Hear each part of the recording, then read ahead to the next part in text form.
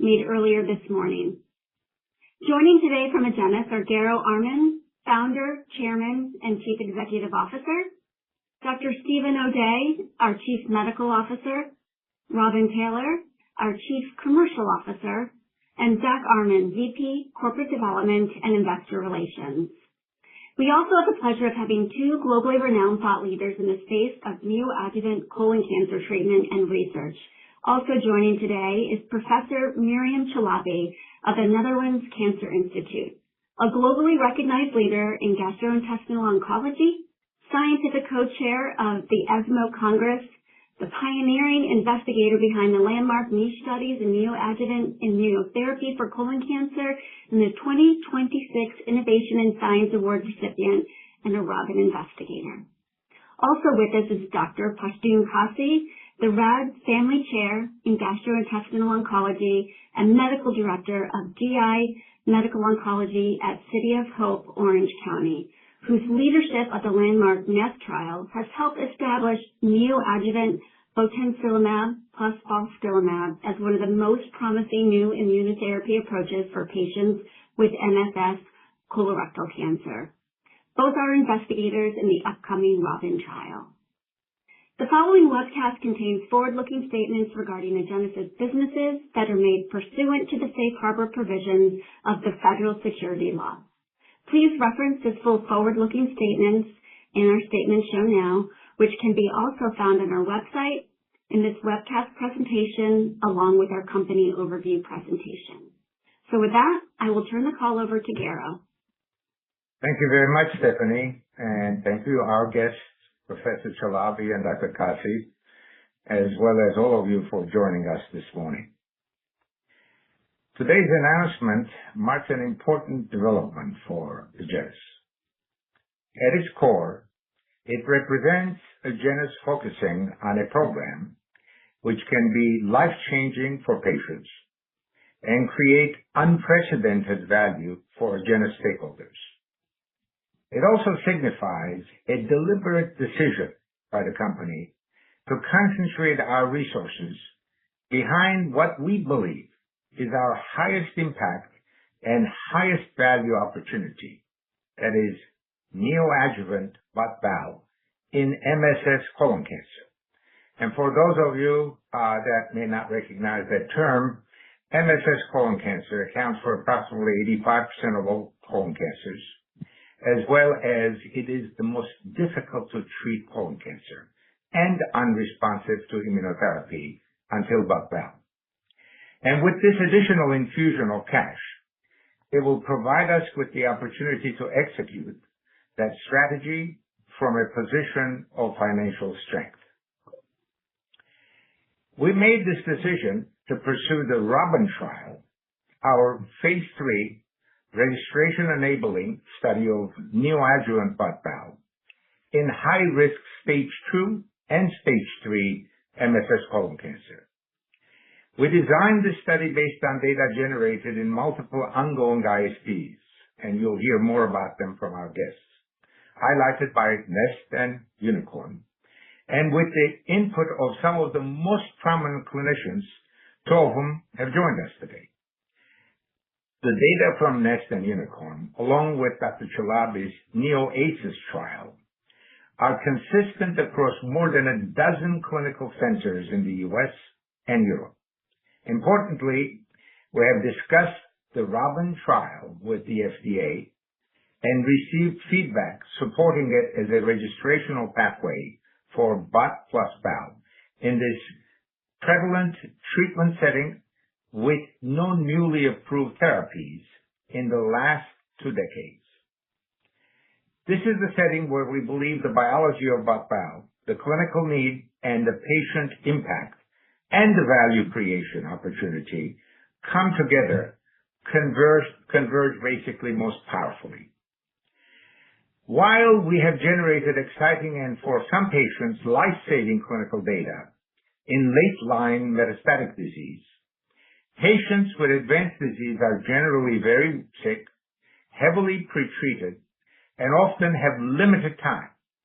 In the neoadjuvant setting, on the other hand, we are treating patients earlier, where the treatment setting is most appropriate, while the primary tumor is still present, while the immune system is more competent, and while the intent is to cure patients.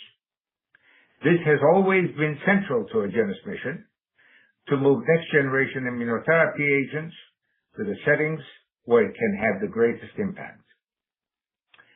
With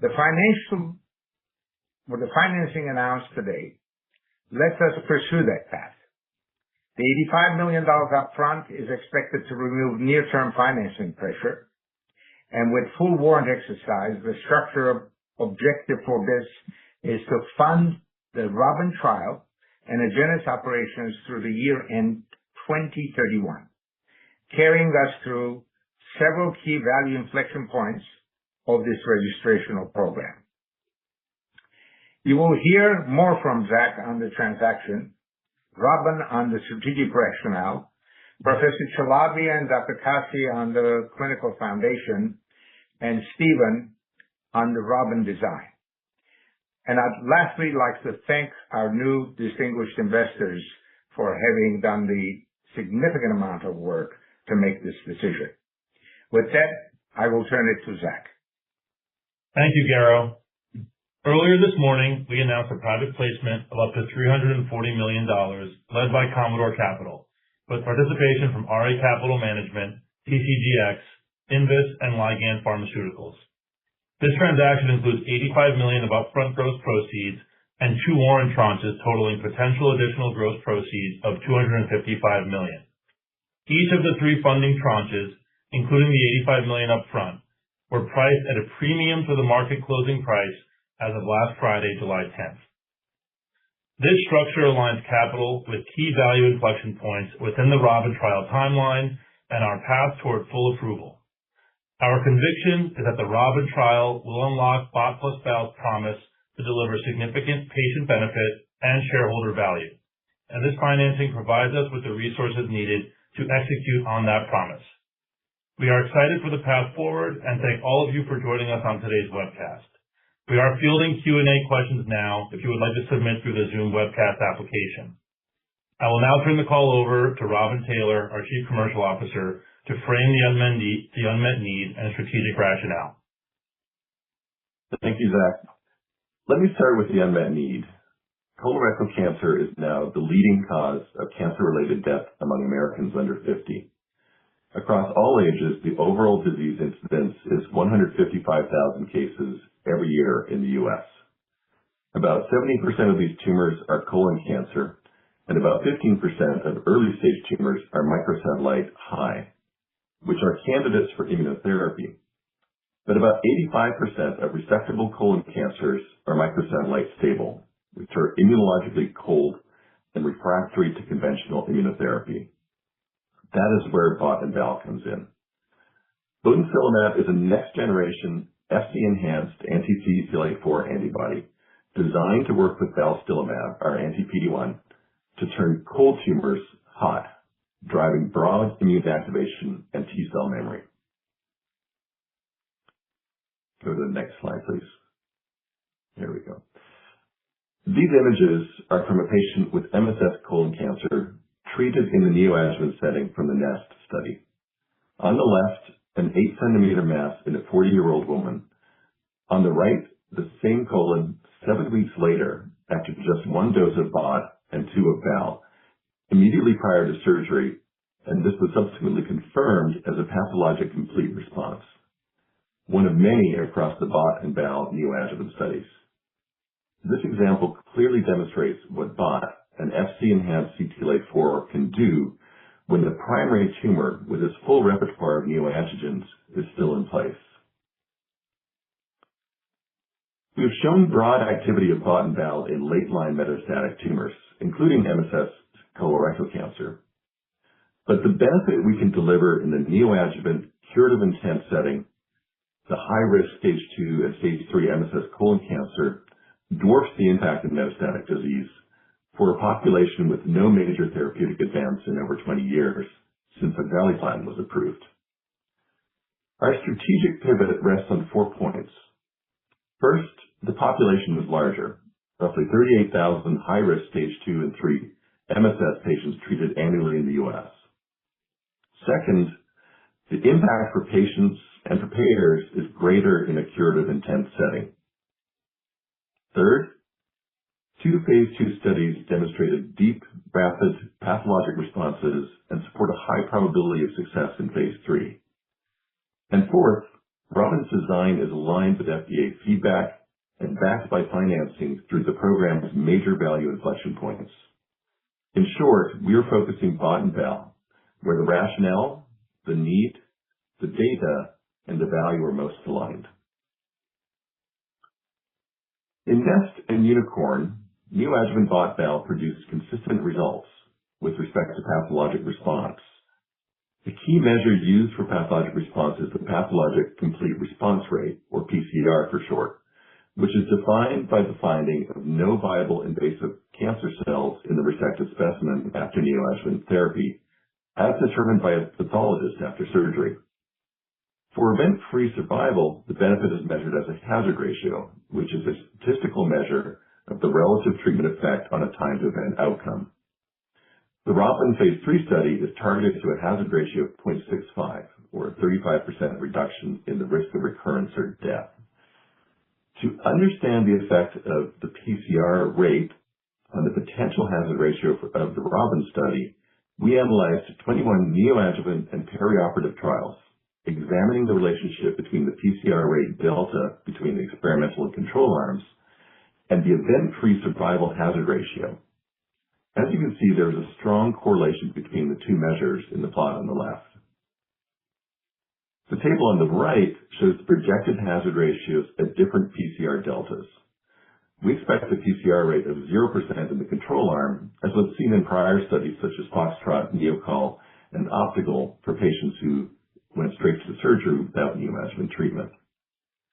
A PCR rate delta of 17% in the ROBBIN study would be projected to achieve a hazard ratio of 0.65, the target hazard ratio for the ROBBIN study.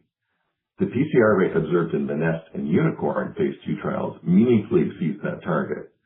Replicating the 30% PCR rate would correspond with an estimate hazard ratio of about 0.5. Now let's consider the market opportunity.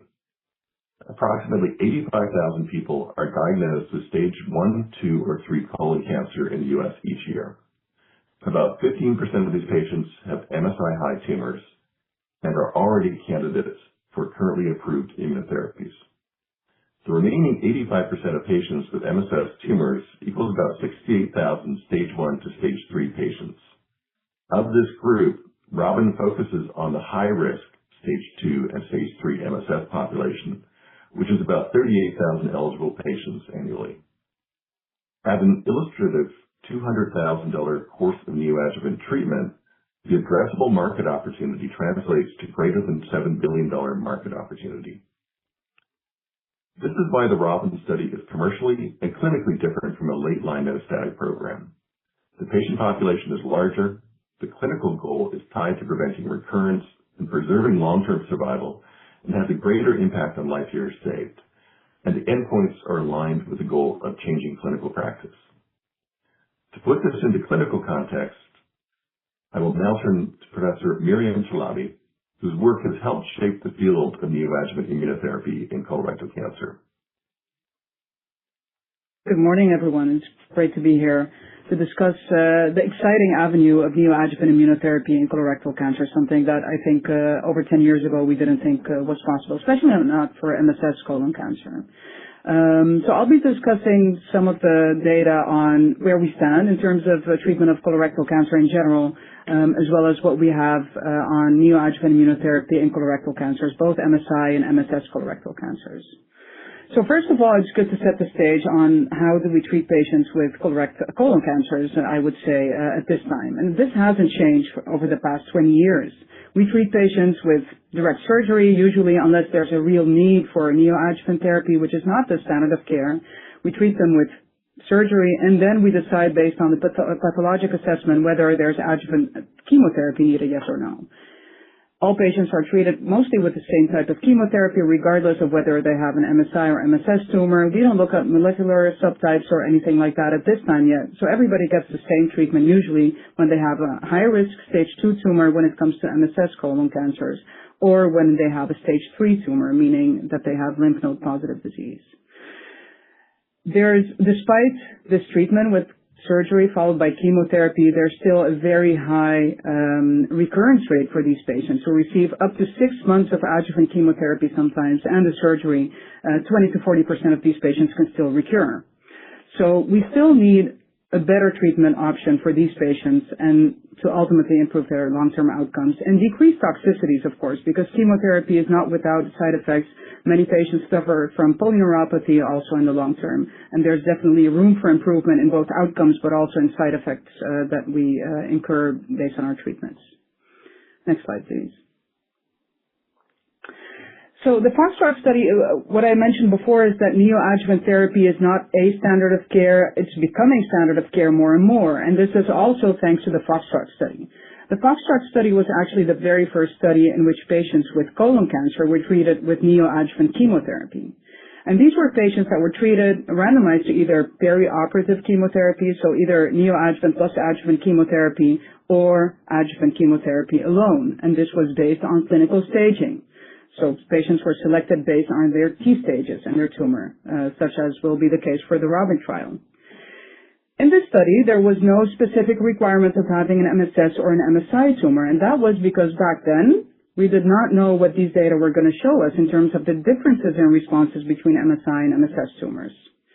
What this study showed is that neoadjuvant chemotherapy was feasible because we didn't have a large trial showing us that it was safe, that the rate of complications was not higher compared to adjuvant chemotherapy, but also there seems to be ultimately an improvement in outcome for patients who received neoadjuvant chemotherapy. So there's definitely a subset of patients that might benefit from neoadjuvant treatment. This actually set the stage for the possibility of neoadjuvant treatment, be it chemotherapy or immunotherapy in that sense, to be given prior to surgery in patients with colon cancer. What this study also showed is that if you look at the pathologic responses in MSS colon cancers, where this chemotherapy is the standard of care, of course, also in the metastatic disease setting still, the response rate to neoadjuvant chemotherapy is about 20 to 25% if you consider other trials as well.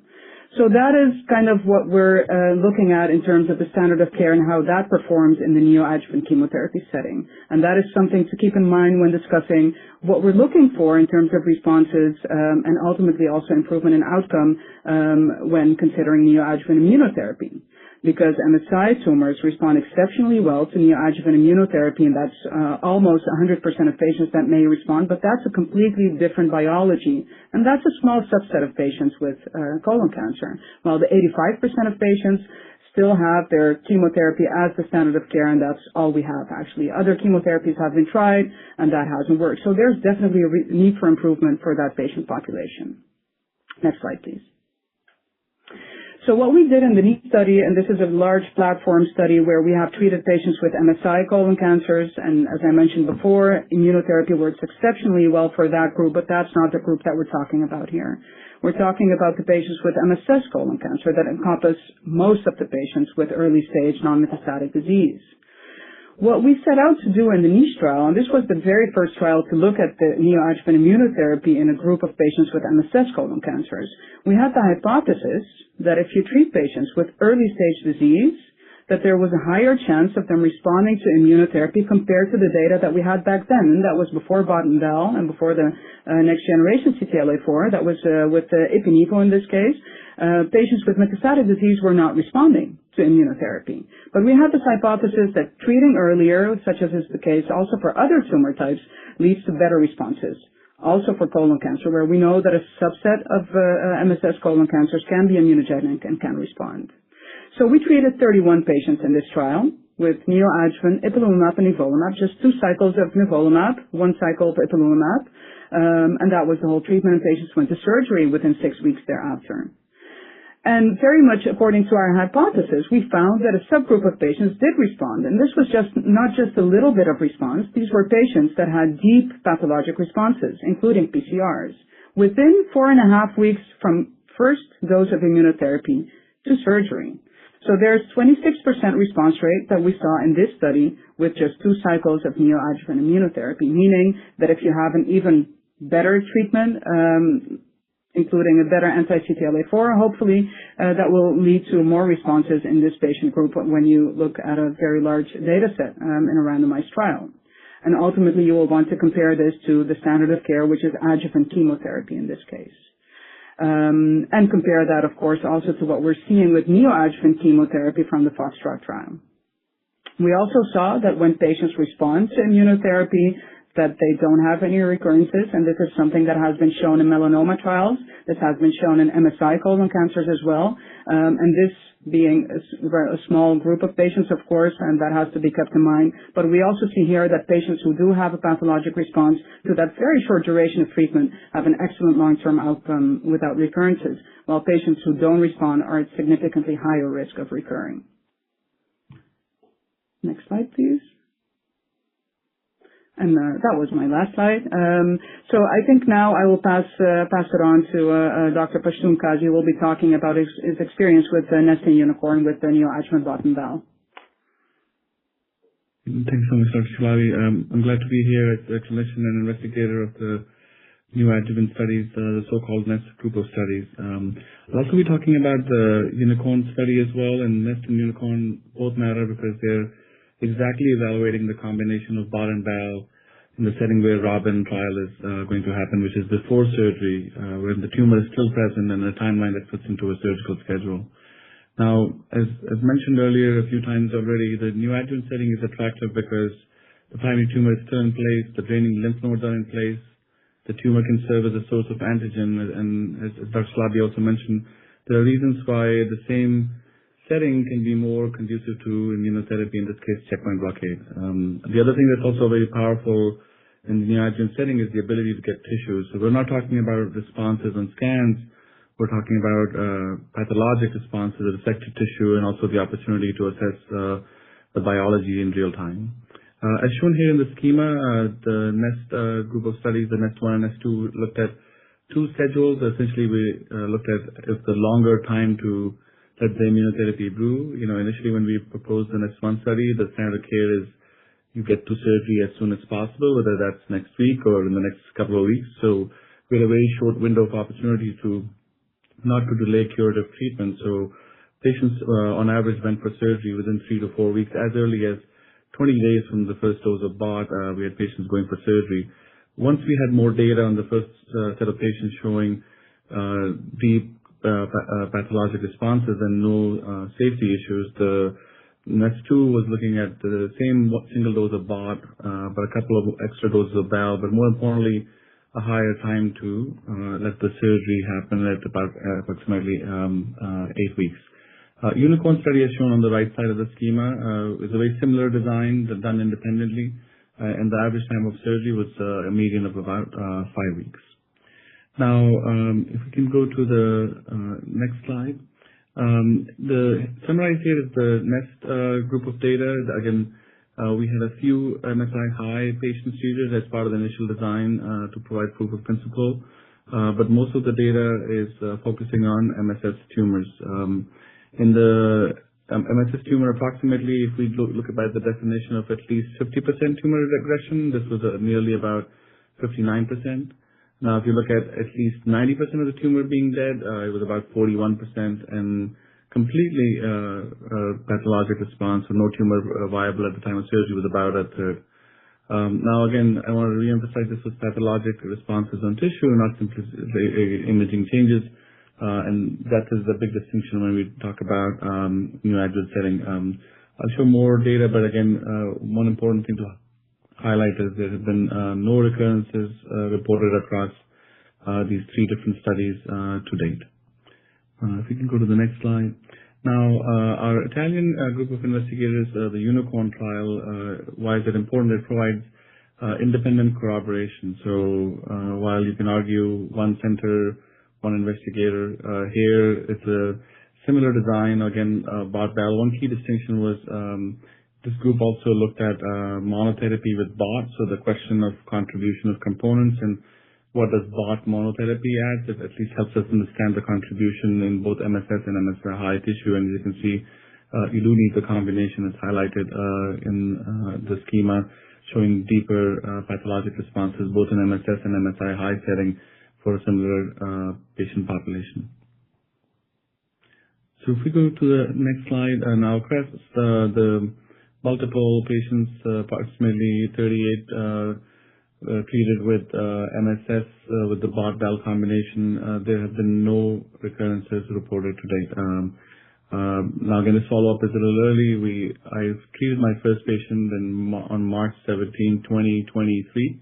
We'll have updated data coming out soon, but what is very heartening across these studies is no recurrences to date, and that's of paramount importance, which highlights that an immunotherapy responder, even if it's not necessarily the arbitrary cutoff of 90% or 100% or 50%, is a very different kind of biology and what it might entail, which is in the neoadjuvant setting is potentially more cures. Next slide. If we look at another variable and an area of interest for me in particular is the value of circulating tumor DNA, these liquid biopsies. And we knew in some respect, if we look at the 100% disease-free survival, that was going to be a very likely possibility, is because if you look at some of the ctDNA data, a person who is ctDNA negative is likely to have over a 90 to 94% chance of being cancer-free, disease-free survival at 2 to 3 years of follow-up. And as you have more ctDNA negativity, the sensitivity increases further. So this is a very important early surrogate and is an important part of the foundation provided here, because we saw number one, not only that the ctDNA cleared and remained cleared, which equates to the 100% disease-free survival down the line, but also the rapidity with which this happened when we were checking it on the second dose of the BAL, which was within 2 weeks. We saw rapid ctDNA clearance, which is exactly what we want to do for patients undergoing surgery with the intent to cure, where the goal here is to eliminate the micrometastatic disease. Finally, a quick word on safety, which is of paramount importance. And again, in a curative intent setting, the last thing you want to do is to cause any issue from a safety standpoint, regardless of the fact that at least a third of these patients, if not more, are not unfortunately cured with surgery and chemotherapy. It's still the standard, and you cannot do anything that would compromise the standard. So that part is in terms of safety, toxicity, surgical feasibility. That actually was the primary goal of the NEST-1 group of studies, was showing that it was feasible, and that was a non-negotiable factor in this setting. What is heartening to note is no surgery was delayed. There was only one patient in the unicorn group of investigator that had a period of hyperthyroidism. That patient still got surgery, but was delayed by 10 days. So across over 52 patients, we have manageable, expected immune-related adverse events that we know how to manage from experience from checkpoint blockade and toxicity over decades, and now with hundreds of patients in the bot-bal setting. And this is also to echo Dr. Chalabi's note. One is, of course, the goal is to reduce recurrence. That's the most important thing. In colon cancer, surgery can still happen. But again, it's also potentially causing sparing chemotherapy-related toxicity, the polyneuropathy I mentioned earlier, as well as protect recovery and quality of life. Many patients in both these studies, chemotherapy was standard care, and they elected to refuse that. That was not part of the study. But despite many patients refusing chemotherapy, which was not the intent, they still achieved the 100% disease survival. So why is this approach earned a phase 3 registration trial? I think these signals are multiple across multiple studies and are hard to ignore. The ROBBIN trial is the right next step to not only assess this in a formal randomized setting, but looking at pathologic response, ctDNA clearance, recurrence-free survival, so that we can benefit a larger group of population with the intent to cure. I'll now call Dr. Stephen O'Day to walk us through the ROBBIN trial design and the broader precedent, laying the foundations for investigators like us for moving immunotherapy earlier in the disease course. Thank you, Pashtoon and Miriam, for the excellent contextualization of the data. Miriam, for setting up sort of the standard landscape of these high-risk melanoma, colon cancer patients who undergo surgery and then 3 to 6 months of chemotherapy and still have a 20 to 40% risk of distant recurrence and death, and with toxicities that can be chronic from the chemotherapy, and then setting up the neoadjuvant field first with chemotherapy and then with first-generation immunotherapy through her niche trials. And then, of course, Pashtoon really showing us this compelling and exciting BOT/BAL data that appears to be differentiated from first generation. So I want to put this all in context by going back to melanoma, which lays the foundation and really further supports our plans with ROBBIN. Along with my melanoma colleagues, I have been at the forefront of cancer immunotherapy throughout my entire 30-year career. Over the past 8 years, I've focused intentionally on BOT/BAL, from first-in-human studies to late-line trials, and now to these exciting neoadjuvant trial results. We have treated more than 1,300 patients with BOT monotherapy or BOT/BAL combination therapy across multiple poorly immunogenic tumors and IO-resistant solid tumors. This is predominantly in the metastatic setting.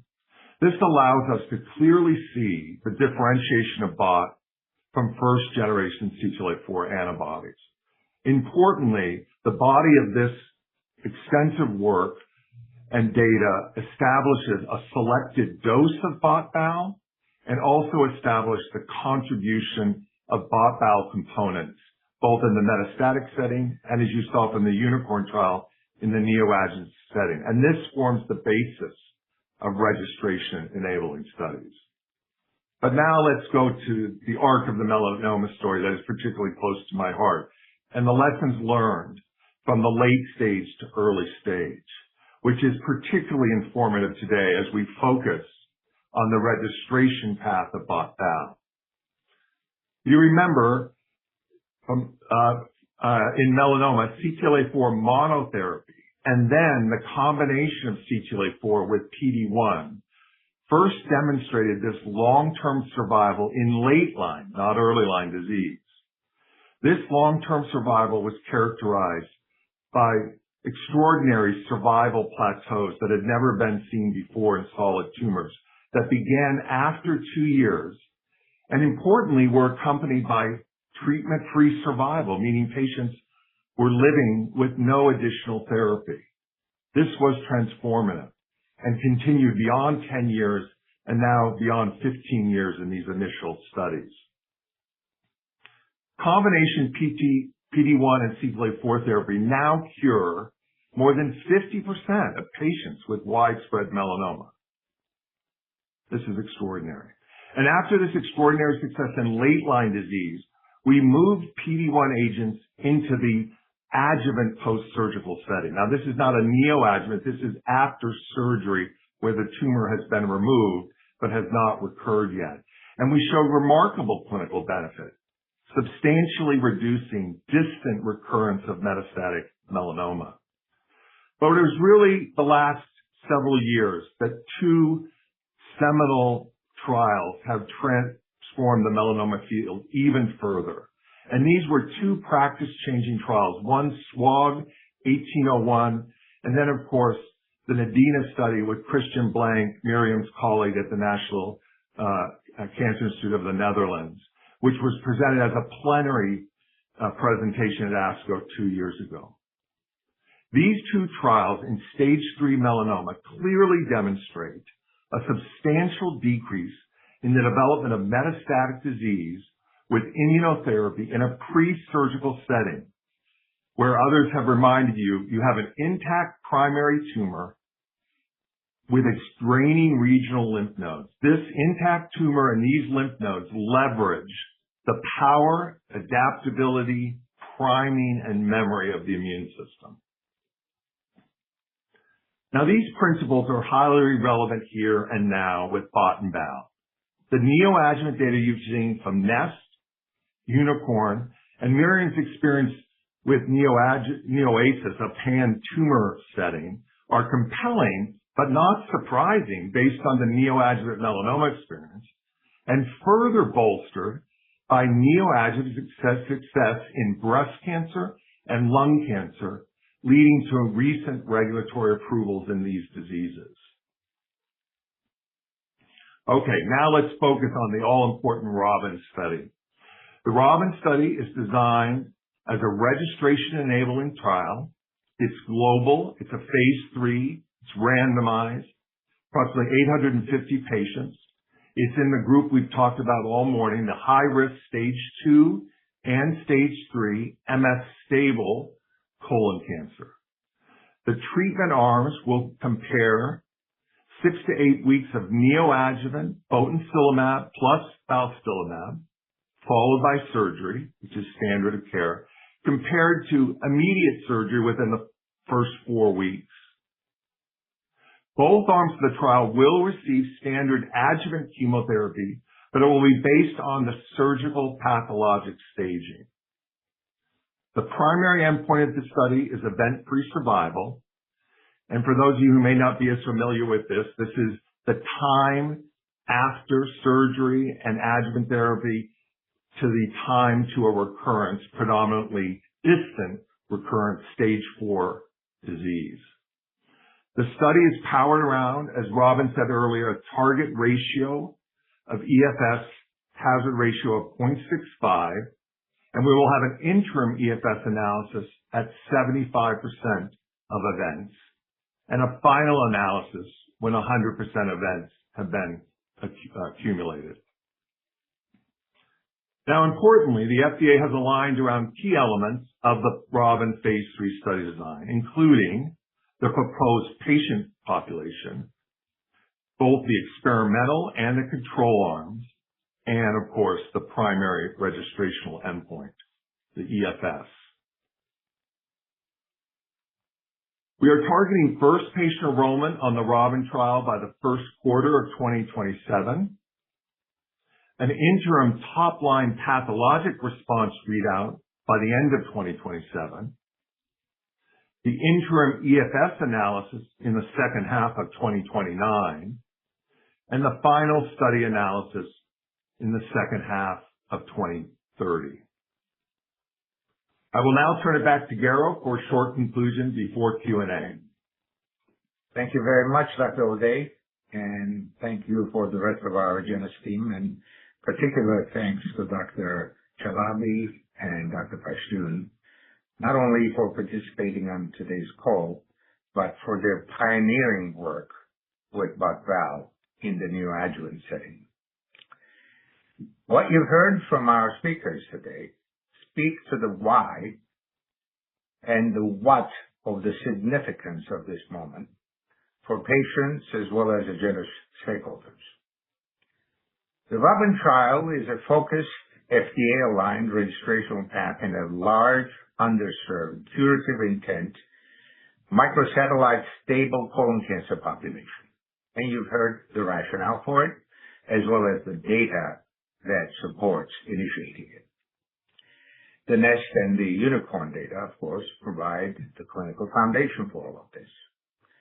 The financing provides the capital path, and the opportunity for us is to bring next-generation immunotherapy earlier in the disease setting, where it's more appropriate for affecting a significant number of patients.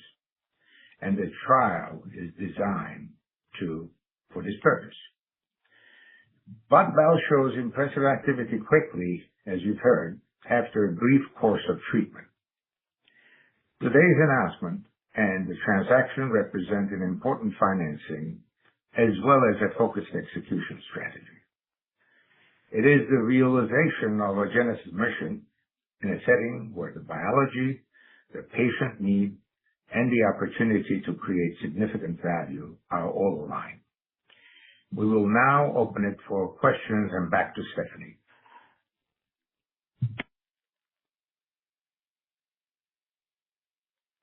Hey everybody, thank you so much for all of your questions. And just as a reminder, you could use the Q&A functionality of the Zoom call to initiate questions, and we'll begin answering those now. If you don't hear your specific question answered as is, just know that we're trying to consolidate the questions so we can get as many answered as possible.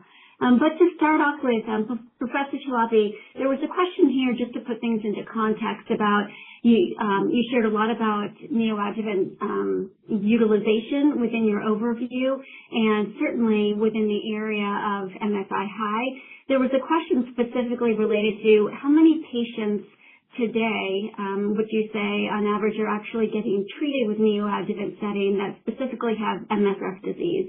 Is this something that is a part of the treatment algorithm today, or is this something that will be really practice changing if the ROBBIN trial were to succeed and show efficacy? That's a great question. I think this has been moving a little bit ever since the Foxtrot study, that we're treating patients more readily in the neoadjuvant setting, but that's with chemotherapy, of course, even for MSS. And usually that's the case for patients who need induction treatment, where we feel that the tumor needs to become a bit smaller to make it easier on the surgeon to remove the tumor completely, or when we already, based on the tumor characteristics at baseline, think that this patient will probably need adjuvant chemotherapy, then you might as well give it in the neoadjuvant setting to also decrease the tumor size. But still, that is the very small proportion of patients that are getting neoadjuvant treatment. So in that sense, when you have a treatment that is superior to what we're doing in the adjuvant setting, that will shift to the neo. We've seen that with MSI high tumors, right? MSI high tumors, we showed exceptional responses in the neoadjuvant setting, and that has been shifting. Even though it's not even standard of care everywhere, it has been shifting to treating patients more and more with neoadjuvant immunotherapy, because it's better than the alternative that we have had.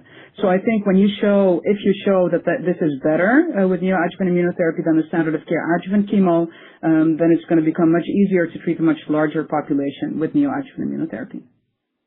Great. Thank you so much for that, Professor Chalabi. There's also a question too.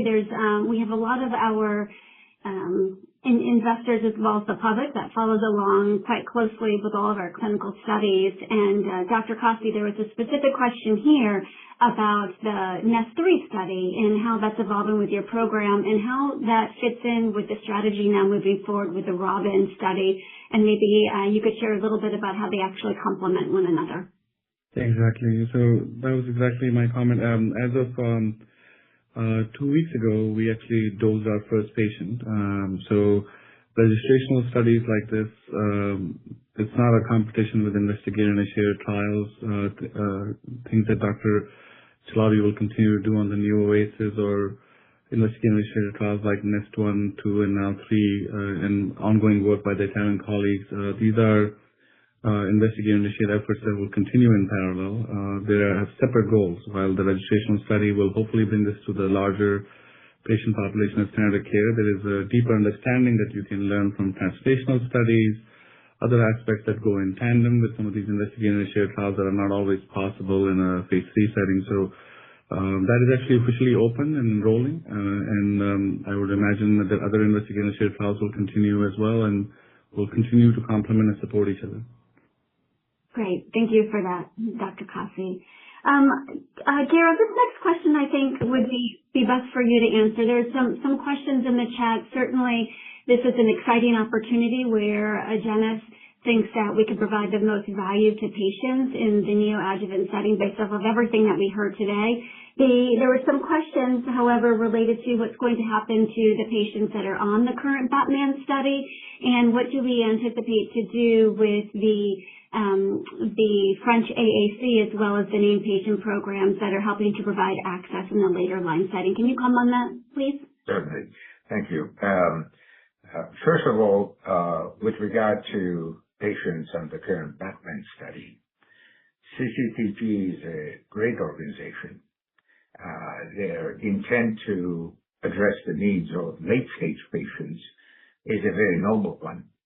And when we were proposed this study, we embraced it because of the great patient need and because of the fact that CCTG was subsidizing through their own network a good chunk of the financial needs of the study.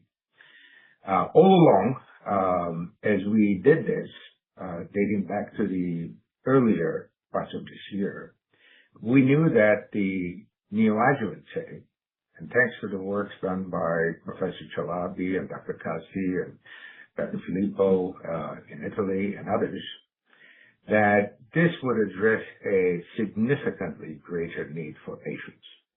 And so when the financing became a reality, we decided to focus on this. Now, back to the patients on the existing Batman study, we certainly will meet all of our obligations to those patients in terms of providing study drug. And with regard to other late-stage programs that we're undertaking right now in France, the French authorities had review done for the dire need for these patients in the late-stage setting. And the French government, as you know, is paying for these patients, and that will continue. There is a very important need. Unfortunately, it's only for French nationals, but we have instituted a paid named patient program whereby patients from anywhere can travel to locations such as the UK, Switzerland, France, Belgium, Spain, Argentina, and Brazil, and get treatment with pay out of pocket. Unfortunately, this is for patients that can afford to do this, but we hope that that number is going to be growing, number one, because there is a great need for these patients' treatment. And we've also had some proposals from some noble patients to potentially fund through a philanthropic effort for patients that cannot afford to do this out of pocket. But the bottom line for us is to really exercise our judgment based on our resources to bring ROBBIN to the finish line as soon as possible. And that is the intent of the company. Thank you, Garo. There's another follow-up question. There's been some questions in here, and I think it would be helpful just to clarify, why the actual shift from the Batman study over to the ROBBIN. And we went through that, and Robin Taylor shared a little bit about the commercial opportunity as well as the clinical potential for patients, but there's some questions here related to, was there any outside circumstances related to data or FDA feedback that really perpetuated our development decision? But I know this has been a developmental internal strategic discussion for quite some time, but maybe you could reinforce and clarify that a bit more. So the answer is no. There were no exogenous reasons for our shift to the ROBBIN study. As you know, we started enrolling this at the end of March or early April. And so it's impossible to gather data in such a short period of time to suggest that the study is going one way or another. So the answer is absolutely not that the FDA and the absence of data were the triggers for this. Dr. Taylor, I think, articulated this very well. It is an important consideration for us to help greater numbers of patients in a setting where the impact is significant. The impact, as you heard from Dr. Kasi, is significant in the sense that, and Dr. Chalabi also mentioned this, that you're seeing an effect in a very short period of time with a limited number of drug administrations. And that is a very big impact for patients. So the answer is very simple for us. Strategic, patient impact, greater number of patients affected, and in the future, of course, we will do what is in the best interest of the overall patient population. Thank you, Garo. And another question here, perhaps, Garo, you could start off, and then if any of the other members of the executive team want to join in. There are some questions related to accelerated approval and whether or not we might be able to still consider that for the late-line disease, and does our current strategy neoadjuvant enable a potential for accelerated approval as well? Okay, so the question of accelerated approval, of course, is an open question. It is going to be a function of several things for us. Number one, our resources, and I don't mean just financial resources, but also overall people resources. We're a small company. We cannot focus on very many programs simultaneously, like large companies can. So with regard to accelerated approval, I think we have a substantial amount of data generated. We don't plan on having additional data generated other than the programs that I spoke about, the French AAC program and the paid named patient program.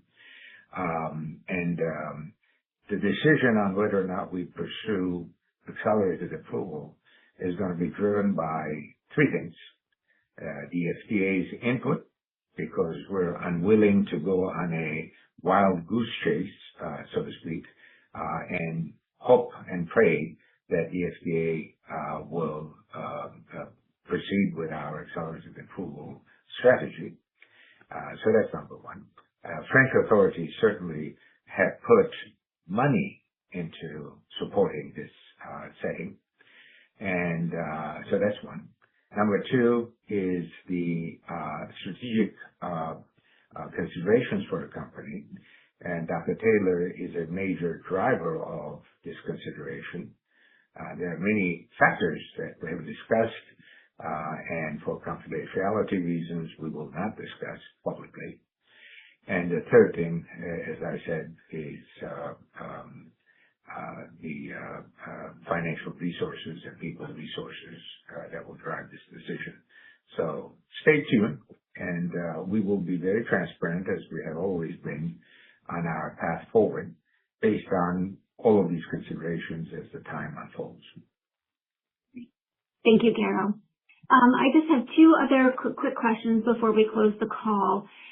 This one is for you, Robin Taylor. There was a question, given all the timelines and the study, can you share and reiterate the loss of exclusivity and the patent life for BOT and for VAL, if that's something that you're able to share? Yeah, no, I saw the question asking, I think basically the question's asking, are we going to be able to complete the study, get to market, still with a good window in terms of the loss of exclusivity? And the answer is yes. We have, public information on sort of the patent term, but then there's always patent term extensions. So, coming up with an exact number is not something that I would venture, but certainly there is a good runway for the product. Great. Thanks for that, Robin. And Dr. O'Day, there was a question here. We briefly mentioned that Nest and Unicorn, so those studies had data presented at ASCO GI back in 2025. But with the information that you have and can share, when would we anticipate having updated data on that? And Dr. Coffey could probably reply to that as well.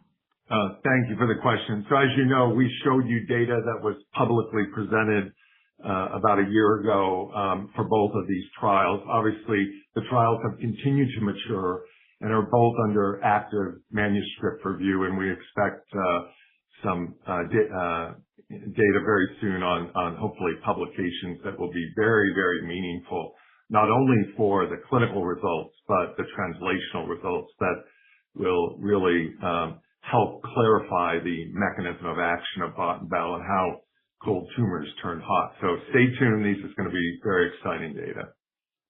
Great. And I think one just last question, and then we'll close before the top of the 9:30 mark here, is related to the French AAC program. Dr. O'Day, can you maybe just clarify whether or not we're still collecting data from that program?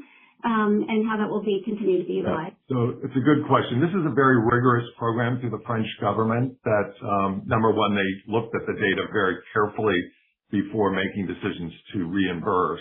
But there are data collection and outcome data, not as rigorous as a clinical trial, but real-world outcome data that we are collecting under their guidance as part of this program. And so there will be data on these patients also.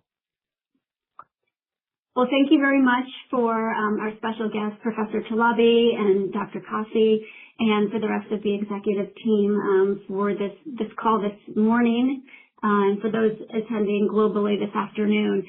We will have a replay of the actual event, the webcast, up on our website shortly, along with the presentation from today. And there will be follow-up engagements in certainly the coming number of weeks as we look to our next earnings as well for additional questions and answers. Thank you all for your participation and engagement, and have a great day. Goodbye.